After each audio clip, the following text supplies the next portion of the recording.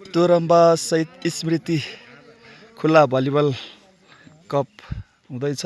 यो रामेछापको दोरम्बा सैलुङ गाउँपालिकामा।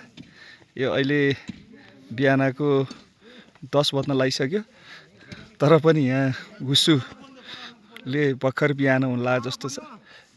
यहाँ 2117 मिटरको हाइटमा हामी छौँ अहिले। यो दोरम्बाको फुटबल ग्राउन्डमा भलिबल गेम हुँदैछ र उर्गेन स्पोर्ट्स मार्फत हामी तपाईहरुलाई यहाँको सम्पूर्ण प्रतियोगिताहरू प्रत्यक्ष प्रसारण गर्नेछौँ। आजबाट सुरु हुँदैछ। 2 बजे उद्घाटन कार्यक्रम हुँदैछ।